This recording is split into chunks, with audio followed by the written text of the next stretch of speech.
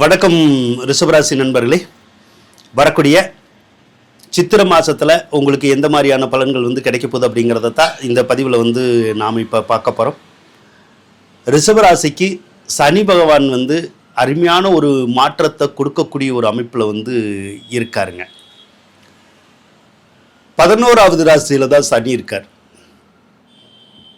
சனி 11வது ராசியில் இருக்கிற போது வண்டி வாகன சம்பந்தப்பட்ட துறைகள் அல்லது இரும்பு சம்பந்தப்பட்ட துறையில் இருக்கிறவங்களுக்கு மிகுந்த யோகத்தை கொடுப்பார். நல்ல தொழில் வளர்ச்சியை கொடுப்பார். நல்ல முன்னேற்றத்தை கண்டிப்பாக கொடுப்பாருங்க. சிலருக்கெல்லாம் இந்த ஃபைனான்ஸு சம்மந்தப்பட்ட டிபார்ட்மெண்ட் இருக்கு இல்லையா, அதில் வேலை வாய்ப்புகள் அல்லது அது சம்மந்தப்பட்ட தொழிலில் இருக்கிறவங்களுக்கு நல்ல யோகத்தையும் நல்ல முன்னேற்றத்தையும் கண்டிப்பாகவே சனி பகவான் கொடுப்பாருங்க. இரும்பு தொழிலில் தான் கொடுப்பாரா, ஃபைனான்ஸ் தொழிலில் தான் கொடுப்பாரா அப்படின்னா இதில் அதிகமாக கொடுப்பாரு, நல்லா கொடுப்பாரு. மற்ற தொழில் வகைகள்லையுமே நார்மலாக ஓரளவுக்கு நல்லது செய்வார். தொழில் அமைப்புகளை கொடுப்பார். தொழில் இல்லாதவங்களுக்கு தொழிலை உருவாக்கி கொடுப்பார். புதுசாக வச்சு கொடுக்கறதுக்கான வாய்ப்புகளை உருவாக்குவார். அதனால் தொழில் தொடங்குறதா இருந்தால் தாராளமாக தொடங்கலாம். முன்னேற்றத்தை அடையும். உங்களுக்கு நல்ல வருமானத்தையுமே சனி கொடுக்கறதுக்கான ஒரு அமைப்பில் தான் உங்களுக்கு இருக்கார். அதனால் நீங்கள் உங்களுக்கு எதிர்பாராத பணவரவுகளில் கிடைக்கக்கூடிய ஒரு அமைப்புகள் இருக்குது. ஏதோ ஒரு வகையில் மற்றவங்ககிட்ட உதவிகள் கிடைக்கலாம், அல்லது பணவரவு அடுத்தவங்ககிட்ட எதிர்பார்த்தா அது கிடைக்கலாம். அதன் மூலமாக மகிழ்ச்சி அடையலாம். கடன் காட்சிகள் எல்லாம் தீர்க்கலாம். நம்ம விரும்பின பொருள்களை வாங்கி அனுபவிக்கக்கூடிய யோகம் இந்த ரிஷபராசிக்காரவங்களுக்கு இந்த மாதம் ஃபுல்லாகவே இருந்துக்கிட்டே இருக்குங்க. இந்த மாதம் மட்டும் இல்லை, கிட்டத்தட்ட ஒரு 2.5 வருட காலத்துக்கு உங்களுக்கு இந்த பலன் இருந்துக்கிட்டே இருக்கும் உங்களுக்கு. அதே போல் செவ்வாய் பகவானை எடுத்துக்கிட்டிங்கன்னா 11வது ராசியில் தான் இருக்கார். 7ஆம் அதிபதி 11வது ராசியில் இருந்தால் கணவன் மனைவி மூலமும் அந்த கணவன் மனைவி உறவினர்கள் அவங்க வீட்டாளுங்க இருக்காங்கல்ல, அவங்கனாலெல்லாம் உதவியும் ஒத்தாசையும் சேரக்கூடிய ஒரு வாய்ப்பு இப்போ இருக்குது. அதே மாதிரி பூமி சம்மந்தப்பட்ட துறையில் இருக்கிறவங்க, ரியல் எஸ்டேட் மாதிரி தொழில் செய்கிறவங்க, காவல்துறையில் இருக்கிறவங்க, இராணுவத்தில் இருக்கிறவங்க, தீயணைப்புத்துறை, இதில் இருக்கிறவங்களுக்கு எல்லாமே நல்ல யோகத்தை கொடுக்கக்கூடிய ஒரு அமைப்பில் தான் அந்த செவ்வாய் பகவான் இருக்காருங்க. அடுத்து உங்களுக்கு 2ஆம் அதிபதி நீச்சமாக தெரிவார். 2ஆம் அதிபதி அப்படின்னா புதன் பகவான் தான். அவர் நீச்சமாக தான் இருக்கார். அது என்ன பண்ணுவார் அப்படின்னா, சில நேரம் 2ஆம் அதிபதி நீச்சமானால் நம்ம எங்கேயாவது வேலை பார்த்தா சம்பள பாக்கி கூட டக்குன்னு வராது. அப்படி ஒரு அமைப்பு இருக்குது. இது எவ்வளோ நாளைக்கு இருக்கும் அப்படின்னு கேட்டிங்கன்னா, ஏப்ரல் மாதம் 23ஆம் தேதி வரைக்கும் அந்த மாதிரி இருக்கும். அதுக்கப்புறம் அந்த காசு பணவரவெல்லாம் நல்லா இருக்கும்.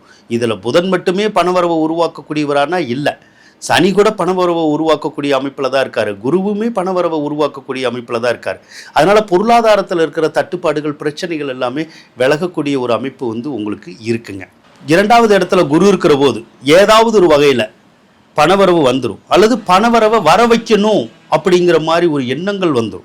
சம்பாதிக்கணுங்கிற எண்ணங்கள் வந்துடும். நம்மளால் சம்பாதிக்கவும் முடியும். முயற்சி பண்ணி பாருங்கள். குடும்பத்தில் இருக்கிற கஷ்ட நஷ்டங்கள் நீங்கக்கூடிய அமைப்புகள் இப்போ இருக்குது. சண்டை சச்சரவுகள் நீங்கக்கூடிய ஒரு அமைப்பும் இப்போ இருக்க தான் செய்யுது. ராகு பகவானை எடுத்துக்கிட்டால் ஒரு சிலருக்கு எங்கே வேலை பார்க்குறோமோ வேலை பார்க்குற இடத்துல மட்டும் லைட்டாக அந்த இடைஞ்சல்கள் தெரியும். ஏதோ ஒரு வகையில் நமக்கு தொந்தரவு இருக்கிற மாதிரி தெரியும். ஒன்று நமக்கு படிப்புக்கேற்ற வேலை இல்லாமல் இருக்கலாம், அதை பற்றி நம்ம கொஞ்சம் யோசிக்கிற மாதிரி இருக்கும். இல்லைன்னா நல்ல வேலை பார்ப்போம், நல்லா படிச்சிருப்போம், ஆனாலும் சம்பளம் கம்மியாக வரும். இதில் மன உளைச்சல் லைட்டாக ஒரு சிலருக்கு வரும். இல்லைன்னா மேல் அதிகாரிகள்னால ஏதாவது தொந்தரவு வரலாம். அந்த அமைப்புகள் கொஞ்சம் இருக்குது. அதை நம்ம கொஞ்சம் தாங்கி இருந்துக்கிட்டோம்னா கண்டிப்பாக நமக்கு நல்லா இருக்குங்க. அடுத்து கேது பகவான் 4ல் இருக்குது. கேது பகவான் 4ல் இருந்தால் ஒரு சிலர் வீட்டில் இருக்க முடியாது. எந்த வீட்டில் இருக்கமோ அந்த வீடை விட்டு மாற வேண்டியது வரும். சிலர் ஊர் மாற வேண்டியது வரும். அதாவது இருக்கிற இடத்துல இருந்து மாற்றி விட்டுரும். அந்த வேலையை பார்க்கும். அடுத்து எப்பயோ வாங்கின சொத்துல கூட இப்போ பிரச்சனை வர்றதுக்குடைய வாய்ப்பு இருக்குது. எப்பயோ பல வருஷத்துக்கு முன்னாடி கூட ஏதாவது சொத்து பத்து வாங்கியிருக்கலாம். அந்த சொத்து பத்தில் இப்போ வில்லங்க வர்றதுக்குடைய வாய்ப்புகள் இருக்கும். வில்லங்க வந்தாலும் ஒன்றும் பண்ண முடியாது. வில்லங்க ஆனால் வரும். அதை நம்ம சமாளிச்சிடலாம். சூரிய பகவானை எடுத்துக்கிட்டோம்னா உங்களுடைய ராசிக்கு 12வது ராசியில் தான் இருக்கார். பொதுவாக சூரியன் 12ல் இருந்தால் அப்பாவுனால மருத்துவ செலவுகள் வரலாம். அப்பாவுக்கு ஏதாவது நோய் நொடி வரக்கூடிய ஒரு அமைப்பு இருக்குது. ஒருவேளை அப்பாவுக்கு வரலைன்னா சித்தப்பா பெரியப்பா அவங்களுக்கெல்லாம் நோய் நொடி வரக்கூடிய ஒரு அமைப்புகள் வந்து இப்போ இருக்கும். அதனால கொஞ்சம் காசு பணம் வந்து நமக்கு விரயமாகலாம். அப்படி இல்லைன்னா ஒரு சிலருக்கு அப்பாவோட கருத்து வேறுபாடுகள் வரலாம். ஏதாவது லைட்டாக சில சண்டை சச்சரவு வரலாம். அவ்வளோதான். பெரிய பாதிப்புகள் அப்படின்னு ஒன்றும் இல்லை. அதுக்கப்புறம் சுக்கிர பகவானும் 12வது ராசியில் தான் இருக்கார். சுக்கிரன் 12ல் இருந்தால் ஒரு சில நேரத்தில் அந்த கணவன் மனைவி உறவுக்குள்ளே லைட்டாக சண்டை வரும். அது ஒரு 10-20 நாள் தான் இருக்கும், ரொம்ப இருக்காது.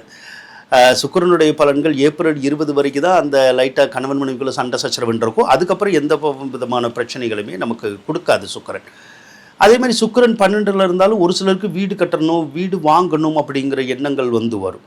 அதே மாதிரி அவரும் மருத்துவ செலவுகளை கொடுக்கக்கூடிய ஒரு அமைப்பில் வந்து இருக்கார். ஒரு சிலருக்கு இந்த சளி, இருமல், காய்ச்சல் அந்த மாதிரி ஏதாவது வரலாம், வாய்ப்பு இருக்குது.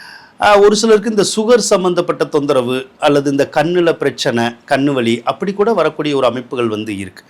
அதே மாதிரி இப்போ வந்து நம்ம யாருக்காவது இந்த அரசாங்க அதிகாரிகளுக்கெல்லாம் காசு கொடுக்குற மாதிரி வரலாம். அதாவது ஏதோ ஒரு வேலையின் காரணமாக நம்ம போய் அரசாங்க அதிகாரிகளையோ யாரையோ பார்க்கலாம். அப்படி பார்க்குற போது பார்த்திங்கன்னா அவங்க வந்து நம்மகிட்ட ஏதாவது பணம், லஞ்ச பணம் கேட்குறதுக்கான வாய்ப்புகள் கூட இருக்கும். அதை நீங்கள் கொடுக்கறதுக்கான வாய்ப்புகளை கூட அந்த சூரியன் உருவாகும். அது கொடுக்கறதும் கொடுக்காது உங்களுடைய விருப்பம்தான். ஆனால் கொடுக்கறது நல்லதில்லை. இதை மட்டும் நம்ம புரிஞ்சுக்கணும். ஏன்னா அந்த கிரகம் காசை கொடுக்க வச்சுட்டு நமக்கான வேலைகளை வந்து செஞ்சு தராது. அதனால் அந்த ஒரு விஷயத்தில் மட்டும் நீங்கள் கவனமாக இருந்தால் நல்லது தான். மற்றபடி உங்களுக்கு ரிஷபராசிக்கு எல்லா கிரக அமைப்புமே உங்களுக்கு நல்லா தான் இருக்கும். இப்போ ஏப்ரல் 20க்கு அப்புறமெல்லாம் பார்த்தீங்கன்னா சுக்கிரன் வந்து உங்கள் ராசியிலேயே வந்துடுவார். ராசி அதிபதியே ஆட்சி ஆயிரும். அப்படி ஆட்சி ஆச்சுன்னா நீங்கள் நினச்சது நடக்கும். வீடு கட்டணுங்கிற எண்ணங்கள் வரும், வாகனம் வாங்கணுங்கிற எண்ணங்கள் வரும், வீட்டுக்கு தேவையான பொருள் வாங்கணுங்கிற எண்ணங்கள் வரும். அதெல்லாம் வாங்கலாம், உங்களுக்கு கண்டிப்பாக கொடுக்கும். அதுபோக திருமணமாகாதவங்களுக்கு திருமண முயற்சிகளை வந்து கொடுக்கும். ஒரு சிலருக்கு மட்டும் அந்த காதல், காம எண்ணங்கள் வந்து வரும். யாரு கூடயாவது நம்ம பழகிற மாதிரியான ஒரு சூழ்நிலைகள் வந்து வரும். அது மனசுக்கு ஒரு இனம் புரியாத சந்தோஷத்தை கொடுக்கக்கூடிய ஒரு அமைப்பும் உங்களுக்கு இருக்க தான் செய்யுது. அது இள வயசாக இருந்தாலும் சரி தான், கொஞ்சம் பெரிய வயசாக இருந்தாலுமே அந்த எண்ணங்கள் அப்படிங்கிறது வந்து கிரகங்கள் கொடுக்கக்கூடியது தான். அது அந்த கிரகம் வந்தாலே அந்த விஷயங்கள் நமக்கு கண்டிப்பாக கொடுக்கும். நம்ம எவ்வளவு தான் நல்லவங்களாக இருந்தாலும் கிரகங்கள் தான் நம்ம நல்லவங்கன்னு தீர்மானிக்கிறதும் கெட்டவங்கன்னு தீர்மானிக்கிறதும் அதுதான். மற்றபடி நம்ம கையில் நல்லவங்களாக வாழ்கிறதும் கெட்டவங்களாக வாழ்கிறதும் ஒன்றுமே இல்லை. அப்படி தான் ஜோதிட அமைப்புப்படி கிரகங்கள் வந்து வேலை செய்யும். ஆக ரிஷபராசிக்காரவங்களுக்கு அதிகபட்சமாக நல்ல பலன்களே நடக்கக்கூடிய ஒரு அமைப்புகள் இந்த சித்திரை மாதத்தில் இருக்குது அப்படின்னு சொல்லி கூறிக்கொண்டு விடைபெறுகின்றேன். நன்றி, வணக்கம் நண்பர்களே.